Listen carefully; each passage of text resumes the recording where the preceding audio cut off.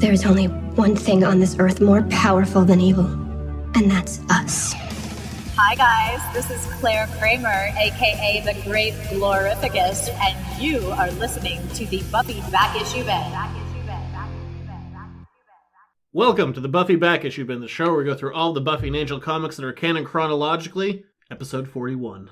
Wow. I can't believe we've done 41 episodes. I know. Or 40, I guess. This is the 41st. You know what's funny? No. It's nice that we have a finite number. I'm going to this poorly. There's so many podcasts that I've heard of where it's a husband and wife doing it and then they get divorced and the show ends. That's so sad. By the way, that's not happening to us in any way, shape, or form. Also, I'm Emily. Oh yeah. Did I say my name? No. I don't care. I'm Zach. I thought you were just going to say, I don't care, and then not say your name. Just leave it. At this point, you probably are aware Probably. of me. Yeah. I feel like that was a weird opener. Sorry? No, not in a bad way. Just in an odd way to be like, a lot of couple and wife podcasts get divorced. But we're kicking ass. Yeah, and we're good. Also that, yeah. Yeah. All right, cool. So weird. All right, let's do it. Let's do a book or something. We're talking about Buffy today. With the graphic novel I Wish. Still reading out of a poor man's trade paperback because they haven't released the library edition of this season yet. But some of us like it better because it's more portable to read in places like the bath. Those library editions are super cheap. They are super not portable to read, though. They're $30. Isn't that nuts? That is nuts, except that I can only read them sitting someplace where I can, rest the giant book on the end of the couch or something. Most oversized hardcovers run $100. Yeah. Those are 30. My Harry Potter books are 40. Yeah. We're kind of jumping around with creatives on this one. Scripts for issues 1 and 3 through 5 are by Christos Gage, and script by Christos Gage and Nicholas Brendan are going to be in issue 2. For our first issue, art is going to be by Cliff Richards and Carl Moline of Frey fame. Oh, yeah. I was like, I know that name. Yeah, and Cliff Richards has done some villain stuff in the past on Buffy. And for issues 2 through 5, it's going to be Rebecca Isaacs with 2 pages by Richard Corbin. Those will be 2 pretty obvious pages. So there you go. 3 pages. I'm bad at math. Well, it's okay. We all knew that. The basic addition of numbers just... It's tricky. It was subtraction, so... I don't even know the difference. And let's start this party off at a party. With an issue called I Wish, most appropriately. Don't wish in this world. We've learned that. Wishes are bad. I know. I feel like they all should have learned this at this point, but whatever. Clearly no one else has. Buffy returns home to her apartment to find that Tumble has invited 2 new roommates to stay there with them, and they're just doing keg stands. Just 3 guys by themselves doing keg stands. I only found out what keg stands were, not that long ago. Maybe a couple months at most. I feel like you told me. But it's a little bit strange because the hose is just going into the guy's mouth. There's no, squirting apparatus. I don't know what you would call it. I've never seen a keg stand. I've only had you describe them, so... I mean, it's like anything that has, pressurized liquid behind it. You have to have the little... nozzle? Yeah. And there's no nozzle on this. It's just a hose going into this guy's mouth. This keg is a lie. Probably. So, Buffy pulls Tumble outside, and she's like, what's happening? Who are these random strangers in my house, and why are they doing a keg stand? And he's like, oh yeah, there are new roommates, because, rent's gone up, and Anaheed's gone. And so we need some extra people in here now. And Buffy's like, yeah, I'm out then. And we just do lonely keg stands together. I know, who does that? I'm sure people. Evidently these guys. I'm sure I've known those people. But anyway... And Buffy says that she's giving notice, and we never see Tumble again. Oh, Tumble, I hated your name. Yeah, Tumble didn't really add anything. It's fine. And Buffy goes to Xander and Dawn's apartment, where she starts yelling at Dawn. She's like, are you insane? You gave notice before you found a new place? And no, the word balloons aren't mixed up, which is what I first thought when I read them. Which happens sometimes. Oh, I just read them the other way. I didn't even think about it. I just... Yeah. Matched up the words with what made the most sense in my head. So no, it turns out that... Dawn is also given notice without finding a new place to live. Yes, so now we have 2 Summer sisters who are homeless. And Giles has no money because he's a small child. Well, he's 12. Small child. He wears a sweater vest and a bow tie. I think you have to be 23 before I'll start referring to you as a small child. Huh. It's an odd age. Yeah. I don't look 23. Interesting. That is true, though. You've actually referred to me as a small child before. Have I? One time we were in the grocery store, and I was, walking behind you, and you thought that a small child was following you, but it was me. But Andrew's there, because he lives in Oakland. Which is not that far away from San Francisco. And they're all in California. The blooper that will never, ever hear the light of day. That's enough out of you. That was worth it, dear listener. I'm sorry you won't ever know what happened. And Andrew offers up a futon. I hate futons. Side note. There's one in our house. I don't approve. Aggressive. I love my futon. Futons are fine. The futon... They are functional pieces of furniture. Right now it's functionally storing some things for you and the cat likes to sleep on it. Because right now we're dealing with some water basement issues. Yeah, we're fine. Anyway. I don't know. This divorce might be coming sooner than later because of a futon. Because of a futon and a blooper.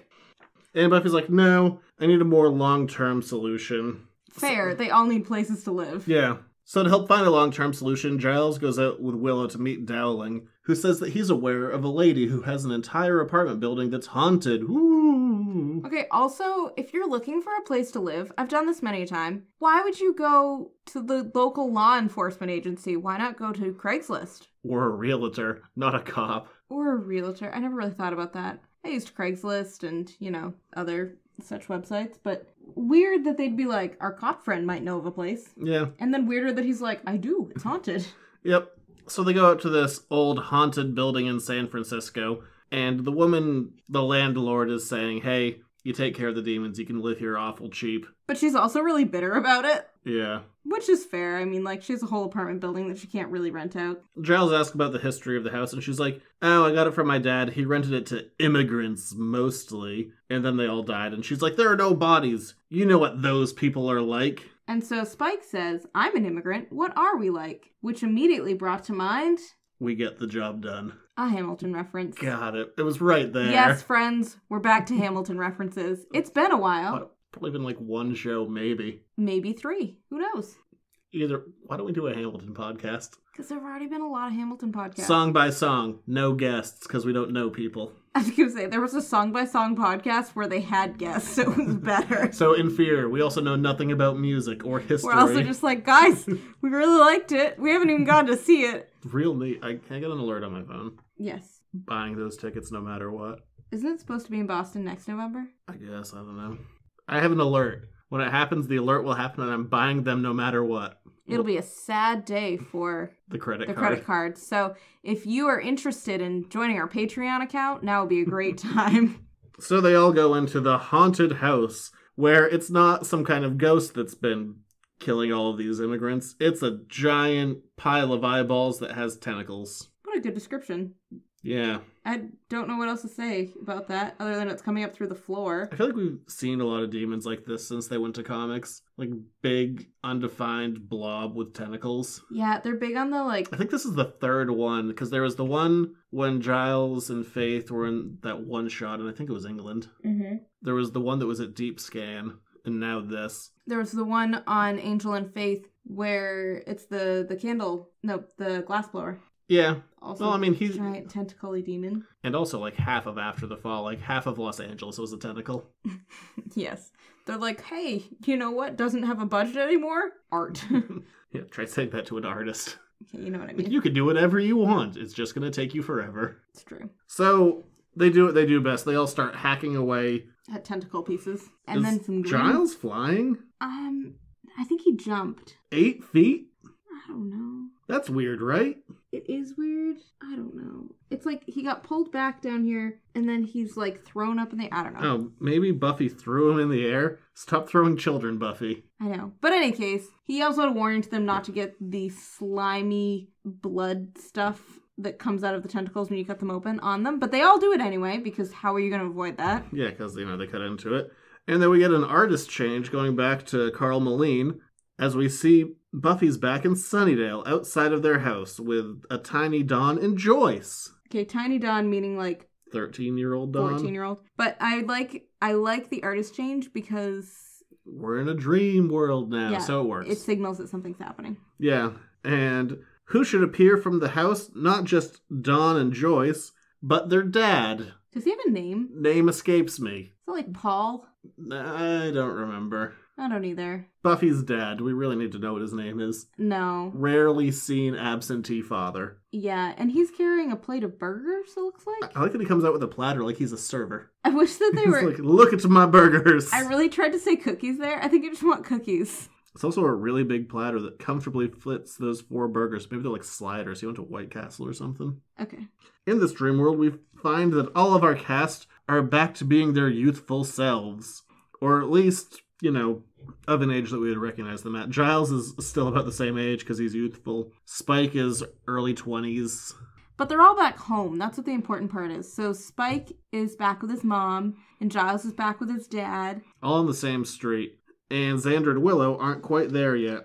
They roll up in and are immediately brainwashed like everyone else. So they got goo on them somehow. A little bit later? No, it's not really clear. It never actually happens visually. It's inconsistent. Okay. They're just turned into... this world as well. Yeah. So Xander walks into his dining room, and his parents are sitting at the table. They have a lovely meal there for him, and they're like, son, welcome home. Tell us all about your day. We've decided to work everything out between us, and we love you. And we're not drunk. And immediately Xander's like, not good.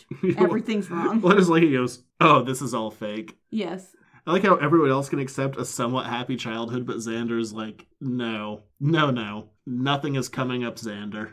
I know, which is actually heartbreaking that there's not even the tiniest part of him that's like, yes, I will suspend reality for this. He's like, this wasn't even in my wildest dreams. So Xander runs out of his house. He's like, get away from me, replicants. And Buffy's like, I think I know that boy. And Joyce and unnamed father, I'm sure he has a name, just forgot it. Really questioning if he did now. I can't remember his name ever being said on the show. I feel like it's something really normal like Greg or Paul.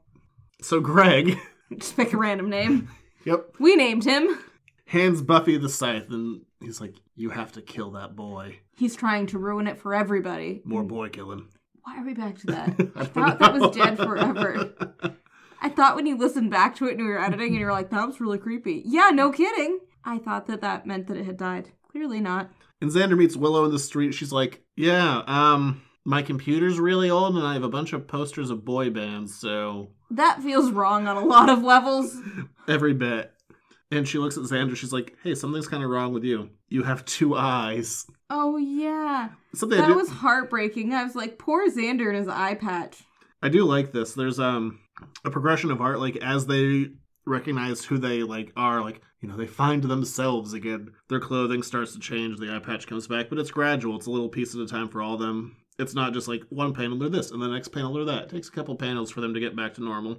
Right. So like Xander's shirt changes back to the shirt he was wearing in the apartment, and Willow's hair gets shorter, but the eye patch doesn't come back until a few panels later. And then we get just a super creepy panel of Buffy approaching the two of them. A nice low-angle shot to make Buffy look powerful, except she is wearing the shortest skirt of all time, and if it was just a hair off, we'd be seeing a lot of butt. And this is supposed to be teenage Buffy, so that's weird as hell. Yeah, I don't feel great about it. So glad I had to talk about a naked teenage butt. Well, thrilling. It's not naked. It's clothed in a drawn-on skirt. Yeah, you know what I mean. I know exactly what you mean. And Buffy takes a swing, skirt flutters out fully. Like a tutu. Yeah. And I would like a tutu. She misses, bringing the scythe to the ground, going, no, I won't hurt them. Realizing that things aren't quite right. And unlike Xander and Willow, she just changes right back to her old clothes. And she takes a big swing to kill her parents. I know, which is really harsh. But they turn back into like weird, gross-looking demons. Yeah, Spike also is really interesting because he doesn't get totally taken in by this either. He is talking to his mom, and his mom's like, I love you so much. You're the best ever. And he's like, this is not good. This is definitely bad and wrong. Yeah, she wants him to read love poems to him, and that he should only read the love poems to her. Weird. Yeah. And then he remembers what happened, that he turned his mother into a vampire, and then she tried to have sex with him, and then he had to kill her. So he just kills her now. That was a weird story. It was a weird sentence to say. Yeah, I was going to just brush past it, but sure, we can dwell on it. I actually really like the art. It looks exactly like the episode did. Oh, yeah. On the mother's vampire face. And Spike freaks out and he starts killing this version of his mother and just kind of lays out Spike's motivation. It's like, you coddled me, filled my head with impossible dreams, made me weak, set me up for the world to crush me. I had to be strong to survive. I had to change. It's your fault I'm like this. And then he reverts back to himself and he's kind of sad that he had to murder his mother for the third time. Poor thing. Well, he didn't have to murder her the first time. He really had to the second time. Yeah, but he chose to the first time. Yeah. That was a choice he made. It was a poor choice. That was such a good Drew episode. I love Drew. He's like, the three of us will be going across the country murdering. It's like, three. He's like, oh, me and Mom. He's like, you want your mother to come with us. I love Drew. That was such a good Drew moment. Every moment is good with Drew. And Buffy hacks them all to pieces. But for some reason, even though everyone remembers who they are now, they're still in this dream world because Giles is a son of a bitch and he wants to relive his childhood because it was taken away from him the first time. And he's leading a little army of children, which we come to find out are the children that disappeared from this apartment building throughout the years. So they've all just been living in this... Yes, I guess. They're going to get the job done. They've all just been living in this dream world ever since they were taken out of the real world, and they haven't grown up in a Peter Pan-esque way. So now Giles, with his fancy aviator headgear, is leading them with magic fists, and everybody's like, Giles, you gotta give it up. And the saddest thing, the font gets smaller, and he just goes, I don't want to go. He's a bit David Tennant of himself. It's very sad. You're not up to that episode yet? No. Oh, you were gonna bawl. Then you're gonna go, we can't watch the show anymore because it makes me cry too much. So why do you want me to watch the show? Show's dope. I feel like those weren't words. And with the realization that Giles has to go back to the real world, things are fine, I guess. The story is wrapped up way too fast, and the demon's dead, I guess. And we're not really sure what happens to the kids. Yeah. It says, Dowling says most of the kids have surviving family. I don't know if that meant that the kids... I think the kids came out okay. Yeah, it's wrapped up so fast. And then they have a new place to live. And Hoffman shows up, he's like, look, we really need to work on this magic book. Stop with your living situation. And they decide they're going to go work on it, and end of issue. Yeah. I'm glad the living situation is sorted out. This one feels like an early fill-in for the season. It's weird. I don't... Because I can understand... I shouldn't say I understand because, I'm not an artist, clearly. But a lot of times, like, in long-running stories, you'll get an artist coming to fill in for a bit. Mm-hmm. Just maybe an issue here or there, just because a lot of times artists can't keep up with a monthly schedule. Understandable. Right. But in this case, we're at issue, 6 of the season, and they take some decent breaks in between seasons, I think partially to get the story prepped and to maybe get a little bit out of schedule, so I have no idea. It's a weird little one-shot. It seemed weirder to me that they didn't tie the demon in or the kids in or anything else in about this little story. It was just like, oh, yep, the kids are fine, the demon's dead, we're all fine now. Everything's fine. It got wrapped up really fast. It would have been a lot. I mean, you could have cut out almost the first half of this issue and done it in maybe 2 or 3 pages of because Giles is back and Dawn and Xander are breaking up, we need to sort the living situations. Right. Instead of weird keg stand and Andrew showing up for some reason and going out to meet Dowling. It was an odd one. Yeah, it could have been paced a bit differently. But anyway. Whatever. Here we are on to issue 2. I wish, part 2. Yes. So we're in the moving in stage. So even though they have this nice big apartment building, everyone has to live together. So we're in 2 apartments. So Xander and Spike are roomies, which Again. is precious. Except and Spike... the girls are all rooming together. And Giles will be in there too, I guess. Or does he have his own place? He has his own place. Oh, yeah. He has his own apartment, because Giles is the man-child who actually is making rational decisions, being like, we have a whole apartment building. I'm going to live by myself. Yep. Spike and Xander are this close to painting a line down the middle of the apartment saying, this side's yours and this side's mine. They start unpacking all of their toys. Well, it's just Xander's toys. He calls them maquettes. I love that this is such a good callback. Spike has a billion soap opera digests because they all have the descriptions of the show that he loved, Passions. Such a good callback. I love that Spike loves soap operas. But he calls them his reference materials too, which I find charming. Yeah, Xander and Spike, roommates again. But Spike isn't British flipping Xander off this time. Good for them. There's always a Joss thing. He likes to sneak in Britishisms that won't That'll go under the censorship. both in TV and movies. I mean, there was the flip-off thing. Did you know about that till I told you that? You had to have. Yeah. And the Avengers using the phrase muling Quim. That is, if you translated that into American language, would never have made it into a movie. It wouldn't. Not a PG-13 movie. That, like, we're going hard British on that. And they're complaining about the price of rent, and Spike's like, how am I going to make money? Maybe I should start a detective agency where I help it. No, never mind. Can't do that. That already happened. But I could be a vigilante and just kill folks who deserve it, like child molesters and people who talk during movies. Firefly reference. And then Xander actually has a really good idea here. He's like, Dowling just started a supernatural crimes unit, so you could probably just be a consultant. Good call. Way to use the intelligent thing you have going on there. So Spike's a cop now, so deal with that in your brain. Well, it's better than the fact that Angel is apparently doing nothing but still has leather coats. Lives in a sewer. Well, he has no money. He spends it all on leather jackets. Giles and DeHoffern are sitting down inside of Buffy, Donna, Willow's apartment, where they're making up some new rules for the magical world, and the concern was the magical barriers were weak, so Giles scribbles down that all the barriers are back up and we're good to go, and DeHoffern's like, alright, I'm out of here. That's why I came. Meanwhile, Buffy is just unpacking and enjoying things, and she's like, it's like Friends! It is like Friends. I was just watching it and thinking about how they were similar. Love, hilarity, and fun in housing we shouldn't be able to afford. And that's very true in both of these properties. Do they ever explain that in Friends? Or like it's rent-controlled or some crap like that? They say it's rent-controlled from Monica's grandmother is the one, and then the apartment on the other side, which is definitely smaller, the boys' apartment. Yeah, that would never happen. You couldn't possibly get away with that. I can't help that. But the boys' apartment, it's just kind of like that Chandler has money and a roommate. I don't know. So while everyone's unpacking, Buffy decides the safest place to leave the new magical book is with Spike and Xander. Willow has already set up a protective spell circle around their apartment, but she needs to do it around the girls' apartment. Why she didn't do it in the other order, I don't even know. Why they need to leave the book with somebody, I don't know. But they do. So they leave it with the boys in their apartment, and the boys immediately leave their apartment. Yeah, this is a dumb plan. Don't leave this with Spike and Xander. Poor choices. And Spike is trying to give Xander relationship advice. He's like, you need to love yourself first before other people can love you, like Dawn. And Xander freaks the hell out. We get more of weird, angry Xander. He actually refers to himself as Angry Xander on the next page. Yeah, but I don't know. What we've seen from Xander, it's not just this season, but also last season of, like, him getting angrier and angrier and, like, getting real close on the edge of beating his girlfriend. It's uncomfortable. Yeah. To say the least. Not a good look for the character. Yeah. So they go to a bar to solve their weird emotional issues of yeah. Xander's anger. So they're like, hey, you're really angry. Let's stick some alcohol in you. And then let's put some darts in your hand. The darts weren't that bad, probably. I mean, it's all fine. It all ends up fine for the two of them. They're fine. Yeah, I mean...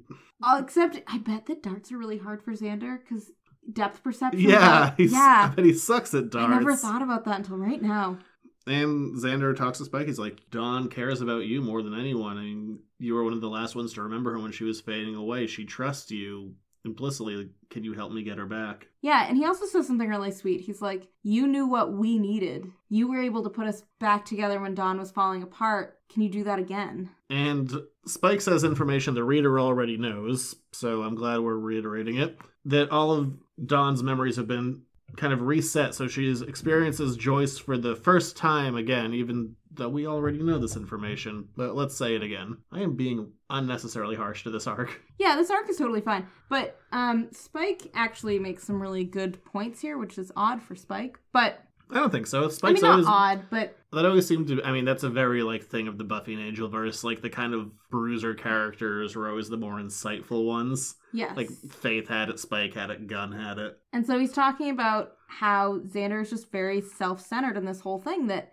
throughout this whole ordeal, Xander has only thought about what he wants, what he feels, not anything about what Dawn's going through in this. And Xander's like, whoa, you just blew my mind. Like, I can't believe that's so true. And Spike says, end of the day, if you love someone, you do what's best for them. And in unison they say, even if it's not what's best for you, Jinx, you owe me a Coke. Is that how that goes? I don't remember. It's been a long time. It is, actually. Well done. And then these two lovely ladies come up to their table, and they start flattering them. And one of them goes to Spike. They're like, ooh, that was so poetic. I love poetry. And Spike's like, I'm a poet. And I know it. No one else does, though. And the other one goes up to Xander, and she's like, hey, is that a Dark Horse license on your shoulder in this Dark Horse book? Okay, well, she doesn't say it quite like that, but close enough. Xander's wearing a BPRD patch. Is that what that is? Yeah. Oh, had no idea. But they start talking to the boys about the boys' interests, and everything is so obviously fake. They're immediately enamored. Also, the glowing green eyes kind of tell us that it's fake. Yeah. Ghost Anya comes bursting out of nowhere, and she's like, look, I tried to not get in the middle of this, but I'm getting in the middle of it because you're making poor choices, Xander. Can't you see this is fake? And he's like, isn't it great? Yeah. These obvious sirens are obvious. And Xander's like, but the sex. Yes. So also, no one else saw you point to the side of the wall. Like it's over there. I talk with my hands. Yeah, I know. It's just funnier to think about that.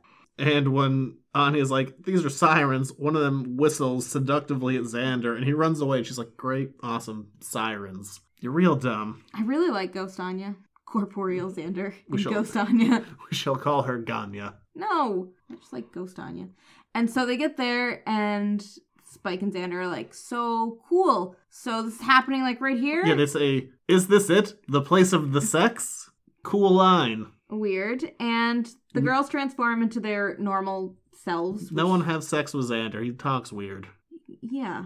And they say, like, hey, the sex isn't with us. It's with the mistress. And we meet Land Ursula. Yes. Who's kind of paler than normal Ursula, but also with a tentacle bottom. Octopus body, real fat, no nose, and seaweed for hair that I'm not sure. It's braided really lovely, though. I'm not going to say tastefully covers her nipples, but covers them. So, 10 minutes later, we find out that Xander and Spike are having a pillow fight in their boxers. Because they're under the thrall. Xander's under so many thralls. Stop being under the thrall. He's evidently weak-willed. And boy, is he lost weight. So, Ghost Anya starts yelling at him, and she's like, you need to get your life together and get out of this. Stop having an underwear pillow fight with Spike. And he can kind of hear Ghost Anya for like half a second. So this is actually very creative of Xander. He takes two little plastic swords that you put in drinks, and he pierces Spike's eardrums with them. So that Spike can't be under their song anymore. Well, Xander was temporarily out of it because of Ghost Anya. And Spike is admittedly pissed because, pierced eardrums. And then he's like, wait, why am I in my boxers? Why am I having a pillow fight with Xander? This is definitely not good. This is my nightmare. And then he goes, sirens. And he attacks the two sirens that brought them in there, and Xander, much like he did with Dracula, grabs Spike from behind. Stop being under the thrall! You've done it twice in a row, man. And Spike's response is to bite the mistress, and kind of like last issue, things are weirdly resolved. Spike bites the demon, which is supposed to be kind of gross for vampires to bite other demons. The mistress disappears, and the two sirens that brought them there are just gone. Like, no explanation. Everybody's They're just gone. And all of a sudden, because Xander's just on Spike's back, like riding piggyback. I do like the line because Xander is on top of him going, how are your muscles so hard and your skin so soft? Fun line. What the hell just happened? Spike bit the main one, and then everything was gone. Yeah. Gosh, are we at the end of an issue? Almost. Not quite. Yeah, sorry I'm being harsh on this one. I love this season, side note. It's a good season. We're just having some weird little bits here. So Spike and Xander go back to the same bar that they met the sirens at earlier that night. Pick a new place, guys. But they don't, and they meet Dowling there. And they're all just having a nice little chat. Xander walks home with Ghost Anya later. She's like, figure your crap out. And Xander's like, I will figure my crap out. But then he sees Dawn walking with a jackass with a man bun. Okay, we know literally nothing about this guy. I'm willing to believe that he's a lovely gentleman. And Xander goes home and stares at the book where anything can happen, which, don't let Xander have the book. Yeah, not great. Spike is still hanging out with Dowling, and Dowling's like, cool, so still in love with Buffy, yeah? And Spike's like, why does everyone keep saying that? I mean, I am, but... But why are you all saying that? And as Spike leaves the bar, a mysterious girl walks in and goes up and says that she's looking for someone who goes by the name of Spike. And who is it? But Dylan. Dylan from the Spike original graphic novel. What was they called that? Into the Light? Or a big sack of inconsistent crap that messes with canon horribly, and I hate that Is that book. the Looking for Boots one? Yeah, it's the one where Spike doesn't have boots. That's what I thought, but then I was like, no, it couldn't be that same character. It is. Sorry. Yeah. But on a pleasant note, we don't see Dylan again for the rest of this graphic novel, so we're just going to move on to issue 3. If it wasn't for this, I wouldn't put that book in canon at all. That book is so inconsistent with the lore. That book sucks. I don't like to make blanket statements about things, being like, it's awful. That book is awful. And because Dylan comes back here, I remember when I read this, like when it came out, like probably like day over week of whenever I picked it up, I was just like, oh, son of a bitch. That counts. I was like, ending it with that issue, the month it came out, I was so disappointed. My favorite part is that years later, you're still not over this, which is funny. Really don't like that Spike book. But let's go back to Sunnydale. Yeah. So now that we have these two kind of weird one-offs. But they're together. They're both called I Wish. I don't know. Yeah. Anyway, we're returning to Sunnydale. Either way, they all have a place to live. You said you wanted that figured out, so there you go. This is your fault. Okay, sure. I'll take the blame for that years later. Sounds great. And you know what? We finished this arc really strong. We have a 3-part story. Strong as hell. Love it a lot. Let's get into it. Yeah, it's a really good story. So we find out that Buffy got her haircut. Like a lot in this issue. Yeah, why not? And we also find out that the big vampire book is missing. So, good job, Xander and Spike. Who saw that coming? So Xander and Spike obviously blame each other. And then they all look around and they're like, wait, this could only have been taken by one of us because the protective spells are up. Yeah, and according to Willow's spells, only one of the group has access to the book. And everyone looks around and they're like, well, if you guys didn't take it, who could have? And they're like, Giles, did you take it? And he's like, no, idiots, I'm right here. Yeah. And they go, hey, wait a minute. One of the sometimes group isn't here. Where's Andrew? So they do a GPS spell, so basically. let Andrew do things. And Willow's like, it's not my fault. Like, I just said us. I didn't really think about it. And they're all like, Andrew is also a murderer and did some really terrible things. Why would we give him control over magics? And Spike plays with a Ninja Turtle, but not so close to being recognizable that it's infringing on copyright. But definitely your favorite part of any book ever. Damn right. Sorry, love that little bit. You love the turtles? No. What? I've never heard about the Ninja Turtles. Do tell. I never like to say that I love a thing. I like to be kind of understated. Like, yeah, I like it. I'll say that you love it. I like it. I also like this book.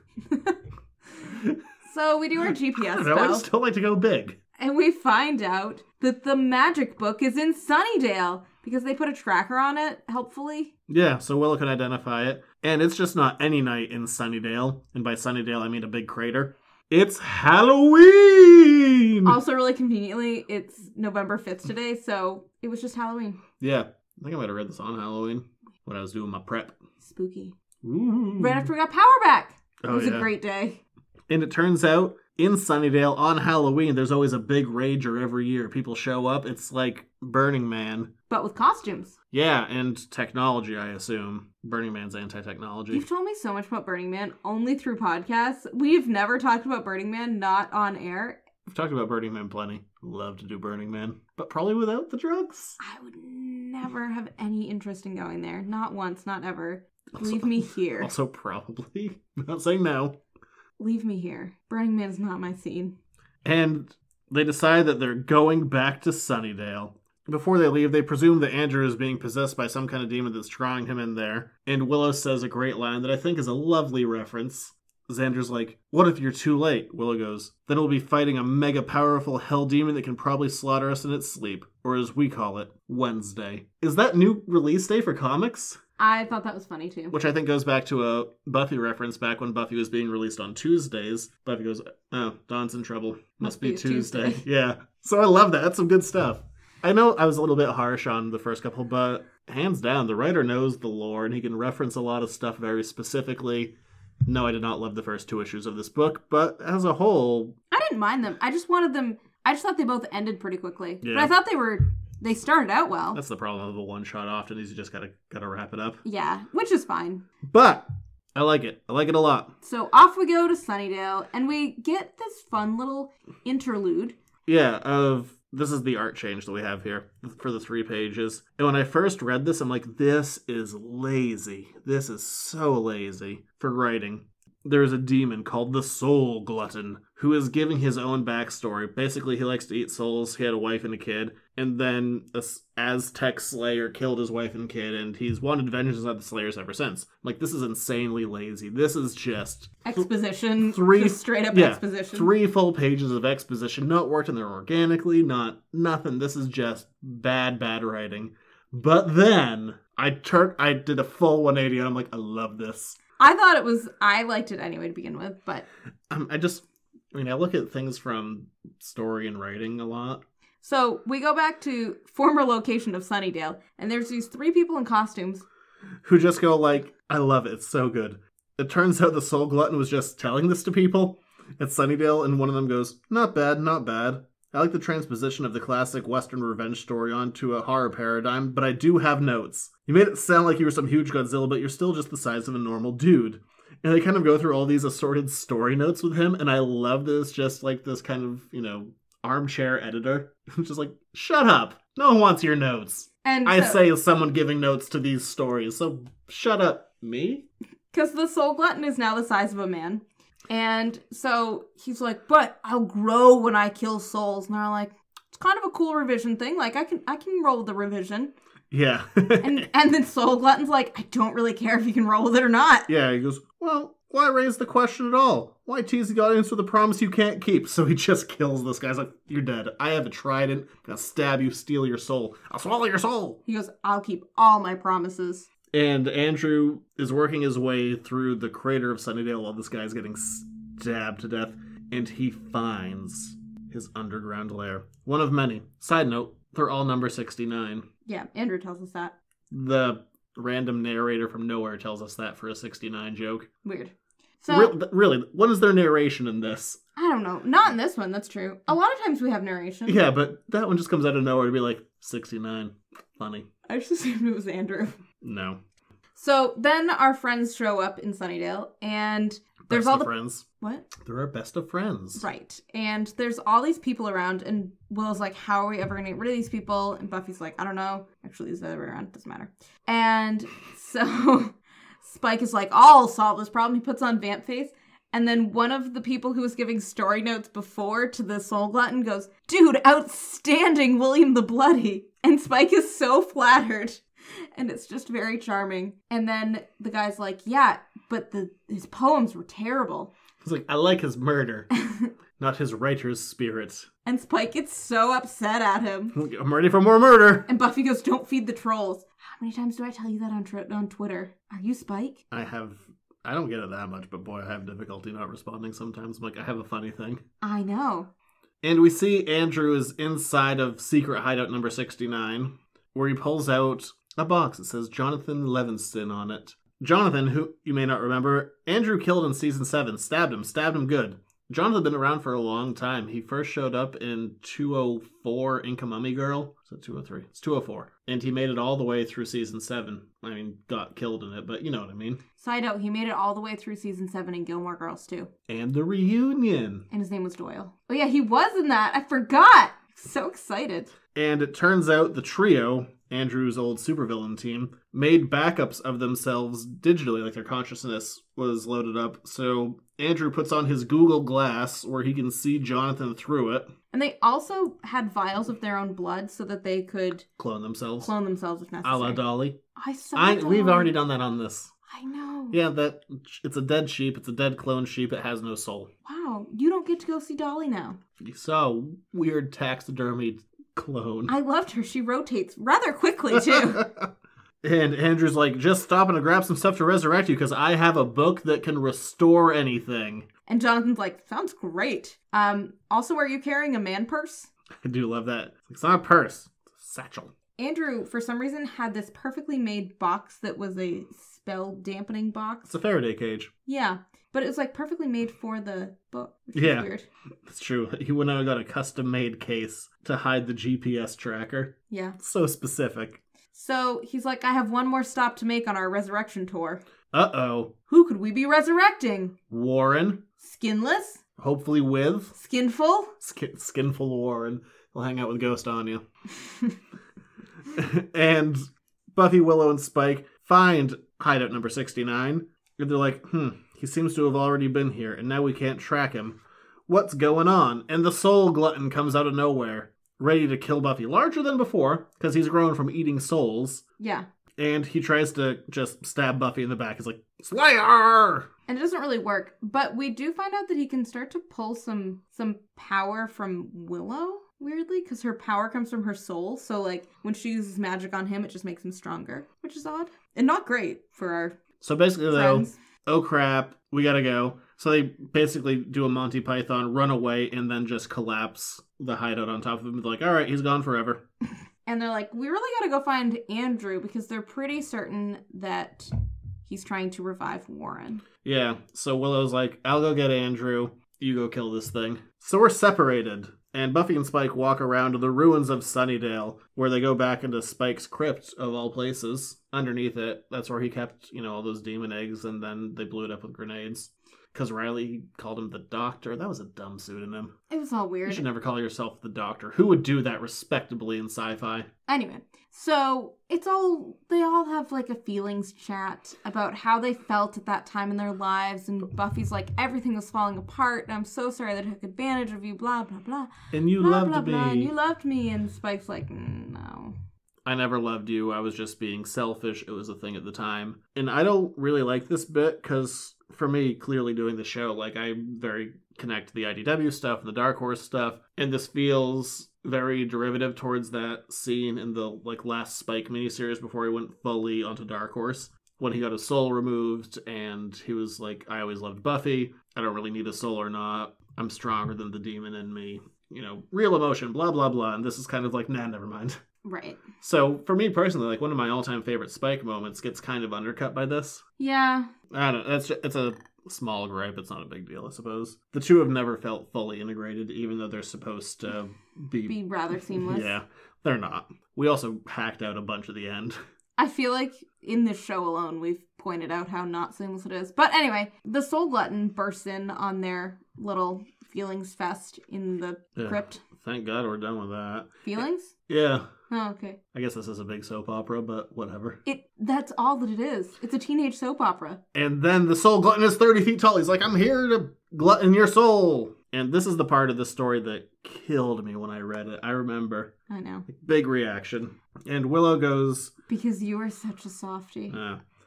Willow goes to Warren's grave because apparently he has a grave. They buried the skin that Willow ripped off of him, but nothing else. Super gross, by the way. And the grave is undisturbed, and she thinks back to Hideout 69, where the USB that would hold Warren's consciousness had been smashed, the blood had been smashed open. She's like, okay, Andrew's not trying to resurrect Warren, but I can feel a resurrection spell a-brewing. Who else would he be trying to bring back? And she's like, he has Jonathan's DNA, so he doesn't need Jonathan's grave. Like, he could resurrect Jonathan anywhere. So who would he be at the graveyard for? And who would it be but Tara? Oh, God, even you saying that just gets you. I know. Somebody is all glassy-eyed. I'm not. It's not me. I'm drunk on this wine. Okay.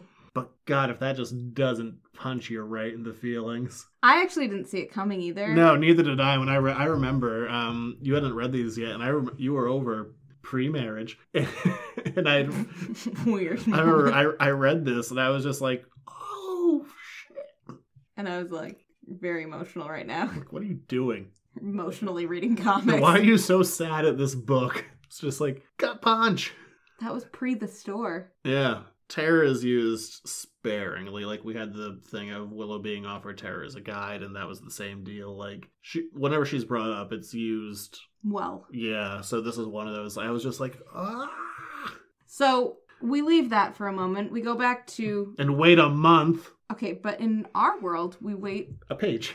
7 seconds. So... Now we're back with Buffy and Spike, and they're trying to fight this demon who's just getting bigger and bigger and bigger. I feel like we should describe the Soul Glutton. Kind of like Chewbacca mixed with... seaweed. I don't know, like tendrils. He has tendrils. He does. So think of, instead of fur, tendrils. He's real loose and gooey. It's like giant Chewbacca with tendrils coming out of his mouth. Gooey. It's weird. And a trident. Buffy says it's like stabbing Jell-O. Why does this trident grow? I don't know. I get, he eats a soul, he grows. Maybe it's part of him. Maybe it's like Ko's glowy hands. I don't know, his trident grows as well. I feel like that shouldn't happen. Whatever. Anywho. But the soul glutton can feel the resurrection spell, and he can pull power from that as well. And so if this resurrection spell happens, the soul glutton will end up being basically invincible if the spell is allowed to go through. Neato. And Buffy... But nobody knows that yet, so... And Buffy just goes, less talky, more stabby. I'm with you, Buffy. Meanwhile, Willow comes to a realization of who Andrew could possibly be trying to resurrect, and with the most annoying trait that the comics have brought in, which totally undercuts it, she just goes, oh my goddess. Yep, no, I get it. She says that now. It's fine. Stop saying that, if you could. You look like you're in physical pain right now. Don't like it. It started in season 8. Even at the end of season 7, like one of her last lines in the show, like maybe, oh god, I don't know, like third to last line of the show is, oh my god. Yeah, I can't actually imagine Willow physically saying this. Oh my goddess. Because what does she have after that? I also can't imagine... Oh no, because she talks to Kennedy after that, so maybe it's like her fifth to last line. She's like, you're a slayer. What did she say after that? That was fun. And then something at the very end, like, what do we do now, Buffy? So yeah, like fourth to last line. Sorry, did you just recite the finale? From 2003, got into my brain. I don't like finales. I don't watch them. We've watched that one. I know. I don't multiple times. I never plan on watching it again. You've seen it multiple times. I don't really like finales. I don't want to watch it. You haven't seen the finale because the books are still going. I have never seen the finale of many of my favorite shows. But wow, anyway. That was getting a little away from things. Counting back how many. Yeah, okay. Moving on. Buffy and Spike are fighting the Soul Glutton. Not a lot to say there.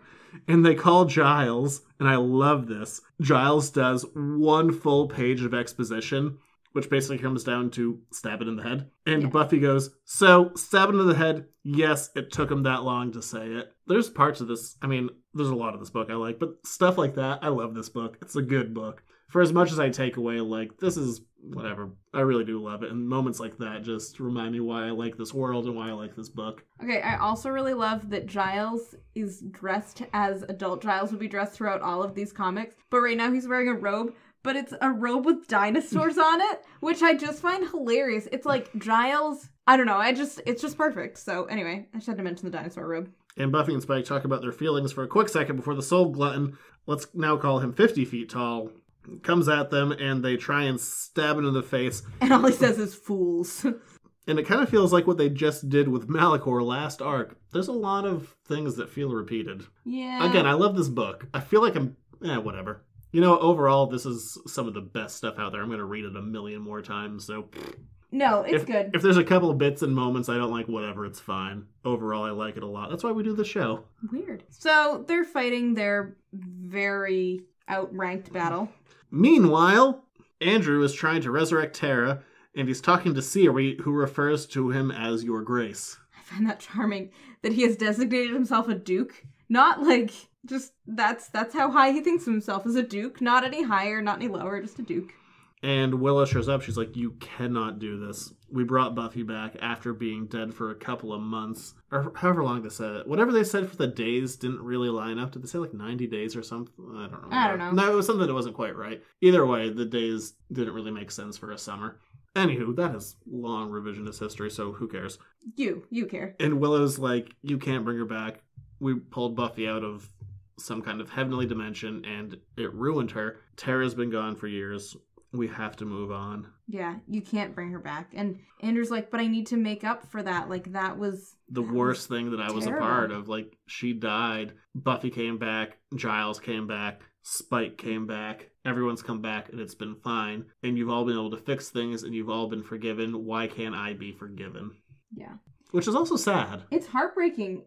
And the fight with the Soul Glutton is going poorly. It looks like they're all about to die. Buffy looks at Spike and just goes, Spike. Is she going to say it for the second time ever? Because she says, we're not going to make it. Yeah, they think they're going to die. And, you know, the last time Spike died, you know, if we're going back to the finale dialogue, it's like, I love you. No, you don't, but thanks for saying it. And Buffy might be about to say it again. But then Andrew stops the spell. Actually, Siri stops the spell and says, yes, Your Grace. Willow flies through, grabs them with a little mystical force field. It flies them out as a group, and things are fine, and the Soul Glutton is gone forever. And Buffy goes to Andrew. She's like, will you cut this out? Oh my god. You did this with a giant spider. You did it when you made me a robot, a perfectly nude, replicated robot. Rapey, but, moving on. And you just did it again. Stop trying to do a big thing to fix what you've done in the past. You're no angel. I was going to say, does that sound like anybody else we know? You're one of us. We already had this talk 2 seasons ago, but I guess we'll have it again. Like, we forgive you. Cut the crap out. You're one of us, for good or for bad, forever. Remember when we had this talk in that one shot in season 8 when you brought a big spider? And so Andrew's like, sounds good. Also, I still don't want to live with you guys. I'm still going to go back home to Oakland. So he goes back home to Oakland and he talks to Jonathan's consciousness and he goes, okay, I've learned my lesson about not asking people before I do grand gestures, try to help them. Do you want a body back? And Jonathan's like, yes, can I be taller? Because he's a tiny, tiny man. I don't want to be taller. I like that. So ultimately, Andrew has learned nothing. Yes, but I like that he asked the consciousness, like... You wanna come back, buddy? Stabbed you that one time, killed you good. Also, I think it's funny that Jonathan is not at all upset about that. I mean, he was. He tried to punch Andrew, but he's, a digital projection. Yeah. So we have a one-shot to finish off things called Day Off, or Harmony in my head. Oh, Harmony. She's back.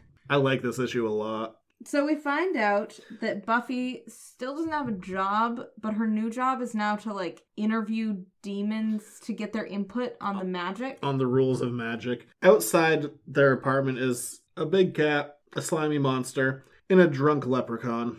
Buffy's had enough of this, basically, after dealing with all this assorted interviews and crap. And, Buffy wants the leprechaun to say, always after me, Lucky Charms. And he's really angry and drunk and already a stereotype. He's like, I am more than a catchphrase. And let's all be proud of me for not doing it in a terrible Irish accent. I am actually really proud of you. Always after me, Lucky Charms! We were so close. Tea. We were so close. I thought that Andrew didn't learn anything. It was really you all along. It was me all along. And DeHoffrin is there as well because he's been involved with this thing. He's like, hey, we have one more interview today with Vicky the vampire. And Buffy's like, Vicky, I'm all done with Vicky. She tried to kill me. There's only one way this could be any worse. And Harmony comes in with Clem. With Clem! I love Clem! I love Harmony and Clem together. They work so well. And she's like, I'm here to make peace, just like Gumby. She means Gandhi. I love how Clem's like Gandhi. That's what I said.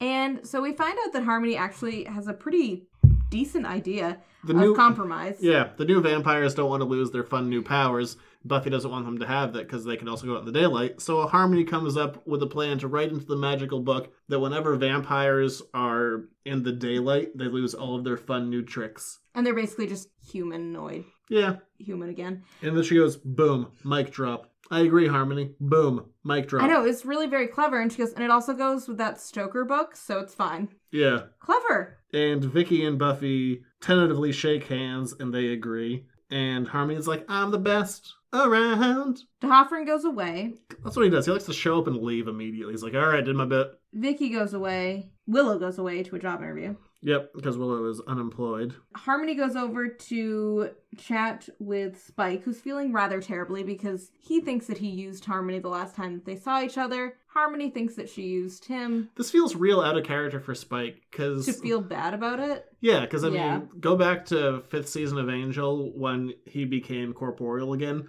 First thing he did was bang Harmony because she was there. And then when he was feeling down about himself last season, banged Harmony because Angel called her over. Because Angel's a pimp, I guess. Whatever. A Mac Daddy. You're not allowed to talk anymore. Okay. You lost that privilege. Moving on. Hard for an audio medium. And Harmony goes, you didn't use me, I used you. I took the power back because you were being a whiny little bitch. And Spike's like, sure. All right, well, whatever. Like, oh. It's like, bye. Cool. And, well, Spike has his back turned. Harmony hits him in the back of the head with a fire poker. So she knocks him out, and she steals the vampire book, which is what they'd come for, so that she can rewrite all of the rules of magic. So she takes Clem as her secretary, and she starts to dictate to him rules that she wants to happen. Yeah, nice easy stuff. First and foremost, humans love having their blood sucked out by vampires. And it's super sexy, and no one freaks out, and everything's fine. And Buffy and Angel and Spike all live in a polyamorous relationship, because they totally should. So we see Harmony's image of Buffy drinking wine while Angel's giving her a foot rub, and Spike is pouring honey I think on it's Angel's oil. back. No, it's honey. That is a bear. Okay, well, it is, yeah. It's weird. They're gonna get sexy with food. Ah, gross. Anyway, so the other rule is that everybody loves Harmony universally, that she is the most beloved of all of the beings. And mirror, mirror on the wall, she is the prettiest of them all, and all the other girls want to look like her. And so she wants Clem To write everything down, and Spike comes too, quickly grabs the book away. She's like, I am your ruler. Kiss my butt. Literally kiss it. Then she's like, why is he not kissing my butt? And Clem's like, well, I didn't get it all down. Yeah, and Clem was like, that's too much. It would have been, the monkey's paw thing. And he's like, I love you for who you are, and I want the world to love you for who you are, not because you told the world to love you. Yeah, that dictated love is not real love, and that everything would have backfired, so I wanted to keep you safe. And Harmony slaps Clem, and Clem's like, it's okay, I still love her. And then it turns out Clem did write something into the book. Spike freaks out. He's like, oh my god, what is this gonna do? And we find out that unicorns are totally real. And Harmony gets a unicorn because she loves unicorns. I love everything about that, and I wish that it were real. God, yeah, it's a good one shot. This is strong. I like it. Yeah, I do too. I like when Harmony comes in and out. Yeah. Depending on how you write her, I suppose. But this is fun Harmony. This is a great Harmony. And Spike stands over the book, looking at it longingly, much like Xander did, and considers writing down, fulfilling the Shanshu prophecy, William the Bloody was restored to a living human form, and he and the Slayer dwelt together in love and happiness forever after. But he doesn't write it. Cool. Glad we're bringing up the Shanshu prophecy again. Let's just never mention it after this. Sounds good. What the hell? I mean, I'm glad it came up again, but boy, that plot point was dropped hard. You are difficult to please. It kind of drove 5 seasons of a show. Okay, it drove 4 of them because it didn't come up until the finale of season 1, but still. Anyway. And then it was heavy and after the fall, and then they're like, oh yeah, by the way, the Shanshu's a thing, maybe, sort of, kind of, who cares? Like, thanks, okay, great. And Xander comes back, he's like, it's not that easy, is it? Spike's like, nah, the Slayer and I have something good going on. We're just friends. There's no sexual tension there at all, and I'm gonna keep doing this. And Buffy overhears it and gets sad because she doesn't think that Spike loves her anymore. Wrongo taco. Yeah, no kidding. I don't know why she's even like, aww. I know. She's creepily listening at the door. Yeah, because, they live across the hall from each other now. This is going to make things really awkward if someone brings someone home for the night. They're all just going to know and hear it. So we put a pause on our friends and we hop back over to Antioch, California, where the soul glutton and the mistress are the best of friends, it turns out. Yeah, the siren lady. Yeah. They're also hanging out with someone called the Sculptor, who looks like a melted pile of flesh with some ribs and a couple of arms sticking out the side of his head. Yeah, it's not great. He's super gross looking. And they're like, I mean, the art is fine. It's just not a great looking thing. Yeah, and he's like, hey, I brought a bunch of people for us to eat. Also, we're villains. That's pretty much it. Cool, thanks. And thus ends this particular 5-issue arc. Yeah. It's like 2 little mini arcs. Clearly, I was not a fan of the first 2 issues. I don't mind them. They just end really quickly. And I feel like there could have been more things tied in. I mean, we tie back in the sirens, but I feel like more things could have been tied in so that it ended less abruptly. I love the 2 issues when they go back to Sunnydale. Those are great. Yes, they are. And I like the Harmony one, too. The Harmony one's great. And it's not like the first 2 are devoid of anything good. I like a lot of the dialogue, and I like a lot of the character beats. But they feel oddly structured. I don't like Dylan coming back into the mix. I don't know, I guess that's kind of the end of it. But it has a much better vibe than the beginning of last season for Buffy. So, yeah, there are still, these really strong moments that I can latch on to and go to. I really liked that. Yeah. But there's still bits and pieces where I'm looking at. But whatever, like I said, as a whole, this is a strong season. As a whole, it leaves me excited to read the next Buffy arc. Yeah, and boy, that Tara stuff, that just punches you right in the feelings. I know. I saw all the glassy-eyedness. Because, that's probably the most tragic thing that happens. Oh, it definitely is. In any of these shows. Even the majority of the Joyce thing, but I was probably more connected to Tara than I was Joyce. Well, the Joyce thing, too, was not directly because of somebody's actions. Yeah, and when Wes died fighting. Doyle, same thing. Cordelia, technically not, but still went out, as a fighter in that whole thing, she was part of that world. Yeah. Tara was just collateral damage. Yeah, that was rough. So whenever she's brought up, it is used effectively. I guess that's what I have to say on it. Yeah, me too. Overall, I like it. We still got a lot of season to go, and it's going to be good stuff. So up next is Angel and Faith. Where can you find us? EditorsNoteComics.com on Facebook, Instagram, Twitter. If you want to get this show a whole week early, find up with what's happening with Riley. Oh, that's a good one. I like this next arc we're doing. It's going to be fun.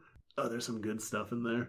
What a good season this is. I'm just excited. Stopped in the middle of that, but what you were going to say was that Yeah, join us on Patreon. Yeah, if you want to get the show a week early, patreon.com/editorsnotecomics. $1 a month will get you this show a week early every single week, plus my other show, the Editors Note Comics podcast. And you know what? If you want to give more than $1, you can. It's fine. That's just your minimum. Yeah, whatever. If you want to click on over to iTunes, give us a rating. It's fine. Do what you want, I guess. I mean, it would help other people find the show, which is good. And maybe tell a friend. Listen together. Have a listening party. That's weird. So we'll talk to you next week. Or shoot us an email, editorsnotecomics@gmail.com. But yeah, beyond that, we'll be back next week. See what's going on with Angel in jolly old England and find out where's Riley. It's a more exciting where's Waldo. All right, we'll talk to you later. The answer is the jungle, but, there's more to it than that. See ya! Bye.